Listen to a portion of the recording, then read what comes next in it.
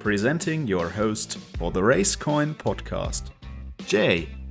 Welcome to the Racecoin podcast. I'm here with Iker, the Spanish motorcycle racer. Welcome to the show. Hello, thank you. So you got started at a pretty young age. Can you talk us through your journey of how you began, and how you started into riding motorcycles?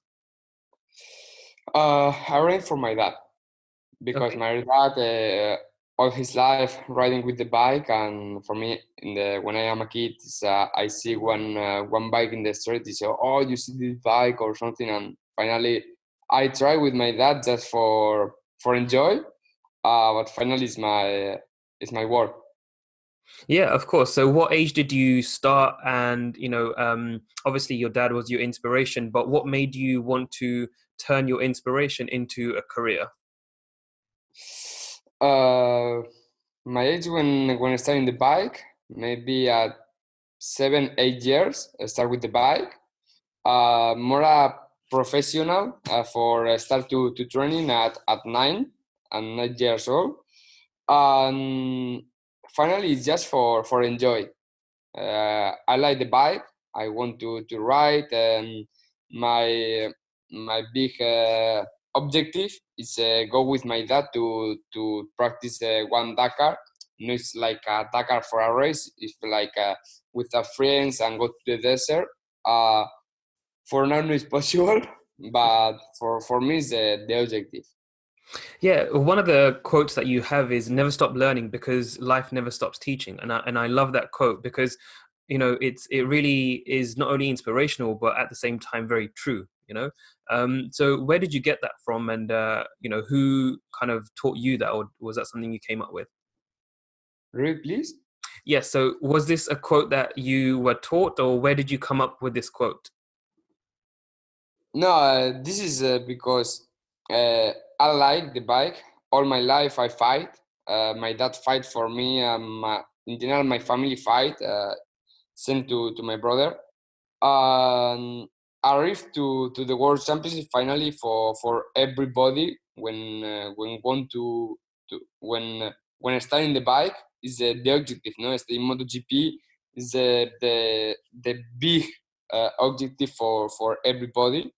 And for me, finally, when I start 1 year in the World Championship, I want to put this in my arm because for me it's a special stay. Just 1 year in the World Championship. For now, I have one podium, and I'm improved a lot. And for this, I put this. I mean, it takes a lot of effort, and obviously crashing sometimes is a big part of falling off the bike is a big part of the sport. So can you talk us through some of the safety equipment that is some of the latest stuff that you wear in order to make sure that you are safe when you are in the case that you do fall over? Yeah, it's important the leather. For example, for me, the last year I changed the leather because I don't like too much when I crash all the time. The other leather, it's open. For one rider, the very important is when you crash.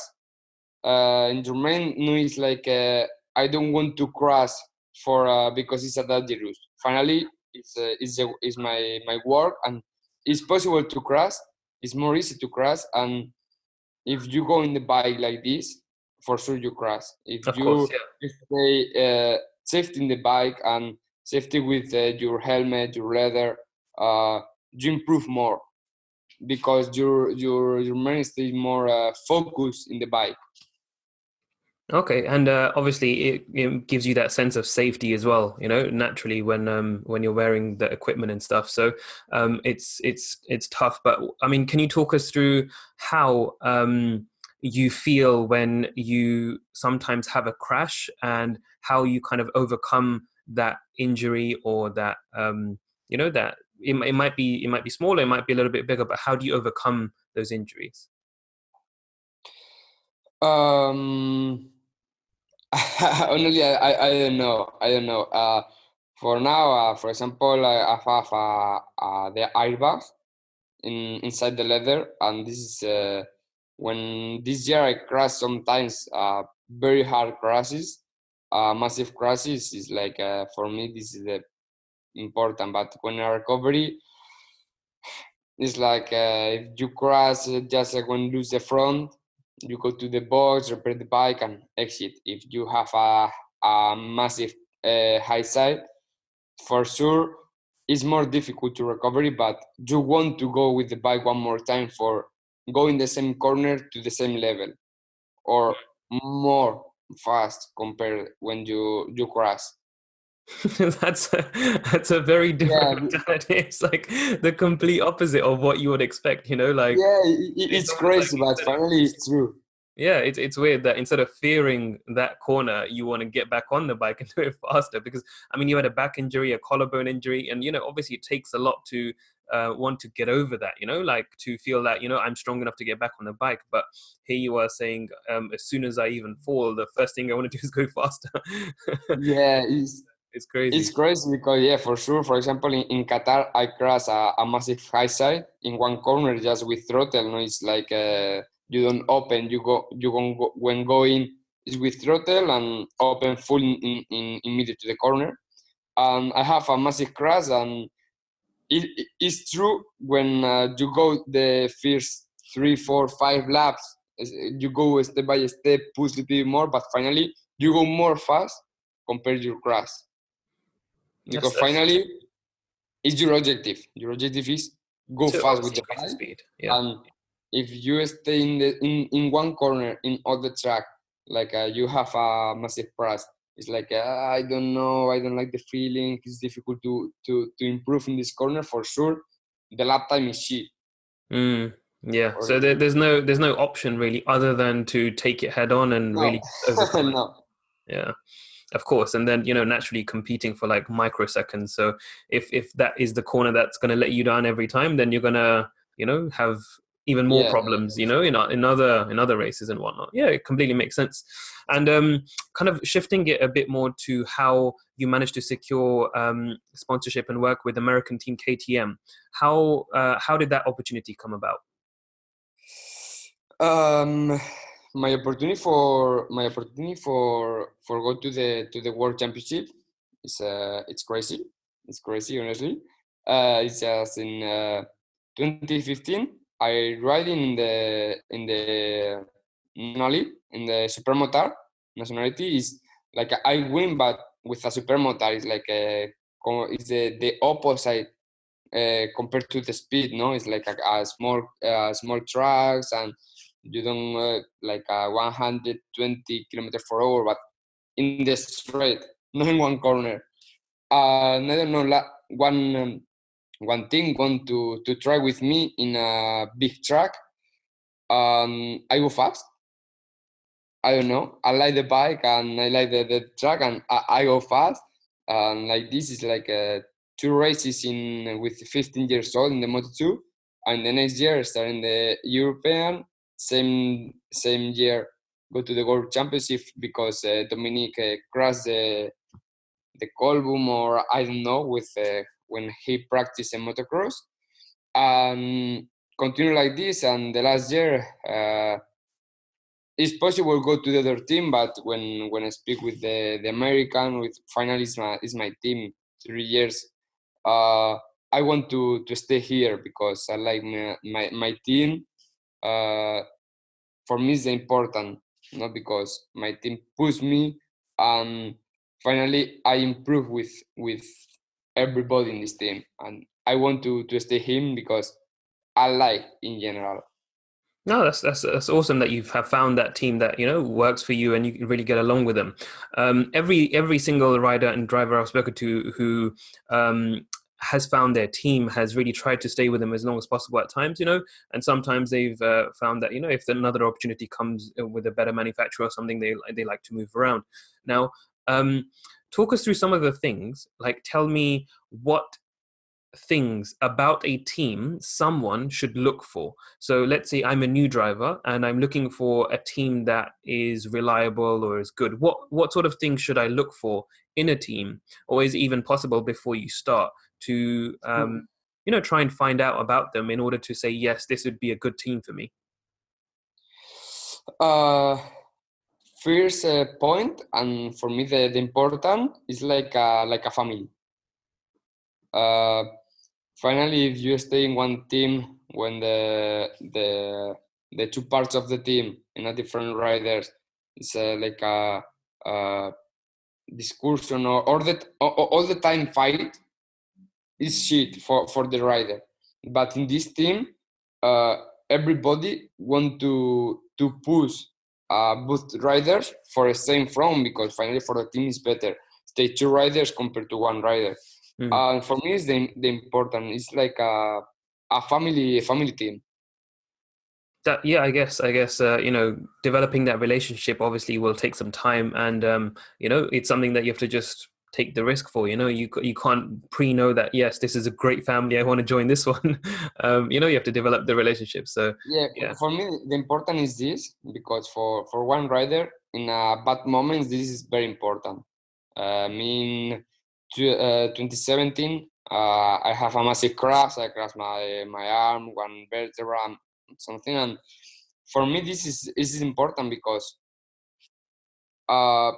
my team is possible to take one rider with money and put in my bike. I'm stay in my home now, but he want to stay with my team, work together and improve, continue the progression. And for me, this is a big important point. And for sure, after it's a good team. Step by step, for example, with my part of the team, I improve with the bike. Now I understand more the feeling with the bike, and this is the second point important, because don't stop. All the time is working. Every week I don't have a race, but I speak with my technique, my goals, and finally when I refer to a new Grand Prix, I improve. that's awesome. And what would you now say with this experience that you've been having, on the bike and various aspects of with the team and everything? If you were, let's say, 10 years ago, seeing yourself, what would you say to that person to do or change or learn differently? Or what would you do differently? Or what kind of advice would you give to that person? So what changed in the past to the future, or Yeah, I mean, what sort of advice would you give to someone, let's say, who's 10 years younger than you, who is looking to start out and wants to be in your position of, competing in the Moto2 and competing on this level and scale? uh finally for me it's easy to work with the kids. The important is enjoying the bike. Enjoy, if necessary, to work, but if you when you go to training or with a race, is you start to enjoy with the bike, and you fight with one rider, but uh is this is just enjoy.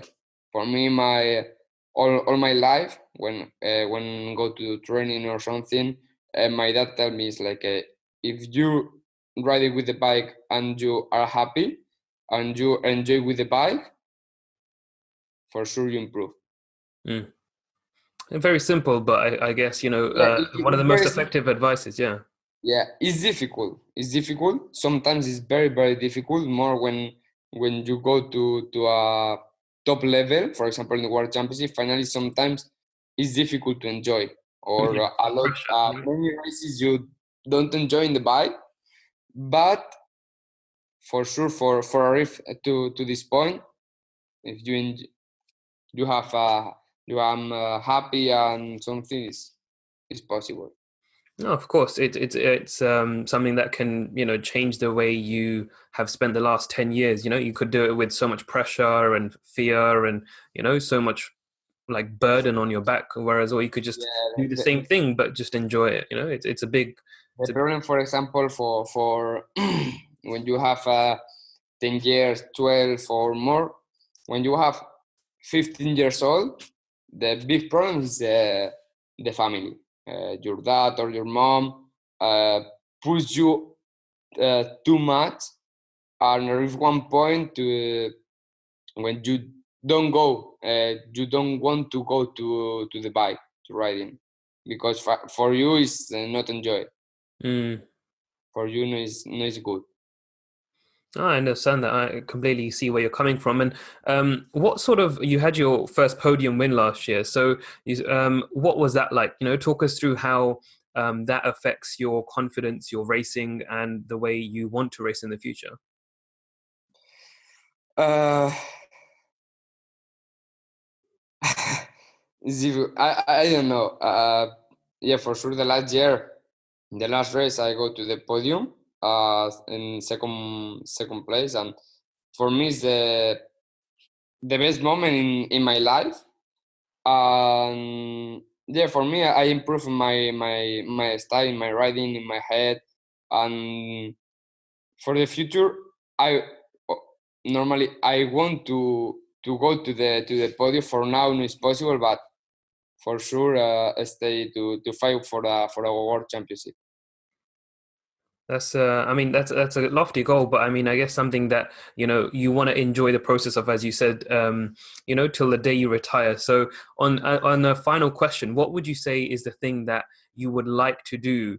I think you've already sort of answered it, but it's something that I still want to ask. Is obviously throughout your career, you've only just pretty much started, right? There's quite a few decades to go, hopefully, and throughout this career of yours, you're gonna try and enjoy it to the max.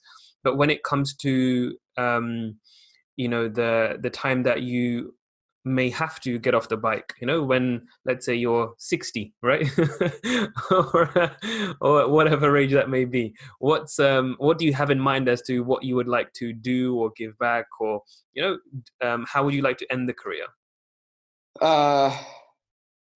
I want to take one school for a kid when finish my career, because for now I'm in KSB Sport in Valencia with Quique Bañuls, and for me it's a positive point for everybody, because I see to Quique, he's like my teacher, for example, or many kids is the big boss for everybody here, but he's the boss for the fathers. For me, I tell you, for me, it's the important for your kid improve if you stay calm.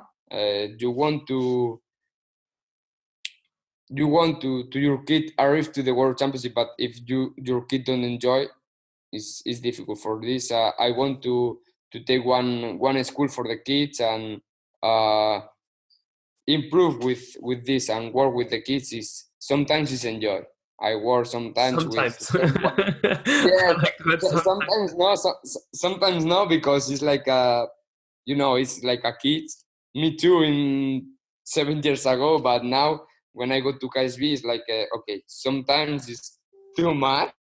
But yeah, I go to take one school for riders. That's awesome. On that note, thank you for being on the RaceCoin podcast, and it was a pleasure having you. Thank you.